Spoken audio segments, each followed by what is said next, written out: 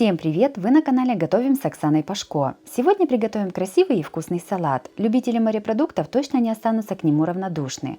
Это простое и в то же время очень вкусное сочетание морепродуктов с овощами. Подписывайтесь на мой канал и узнавайте еще больше вкусных и простых рецептов.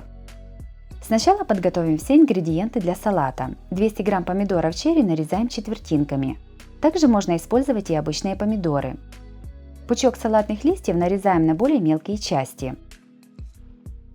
Одну луковицу разрезаем пополам и нарезаем ее тонкими полукольцами. Нам понадобится только половина луковицы. Измельчаем небольшой пучок укропа.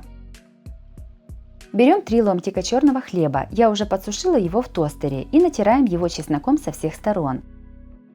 Также хлеб можно немного подсушить на сковороде. Гренки нарезаем небольшими кубиками. Я использую черный хлеб с семечками.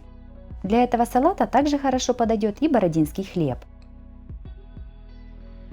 На дно большой плоской тарелки кладем нарезанные листья салата. Диаметр моей тарелки 25 см. На салат выкладываем нарезанные помидоры. Сверху распределяем нарезанный лук. Сюда же кладем 200 грамм маринованных мидий в масле. Добавляем чесночные сухарики. Сверху салат посыпаем нарезанным укропом. Готовим заправку для салата. Берем 2 столовые ложки растительного масла, в котором были мидии, и насыпаем в него примерно пол чайной ложки соли. Сюда же выдавливаем 1-2 столовые ложки лимонного сока.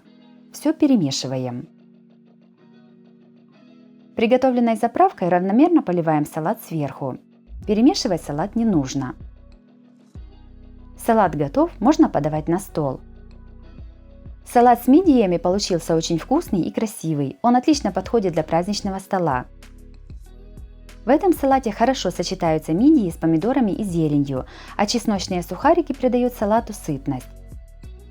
Обязательно приготовьте такой салат, это очень вкусно. Если вам понравился рецепт такого салата, то обязательно ставьте лайк. Подписывайтесь на мой канал, чтобы не пропустить новые видео, они выходят каждый день. С вами была Оксана Пашко. Готовьте вкусно, готовьте с удовольствием.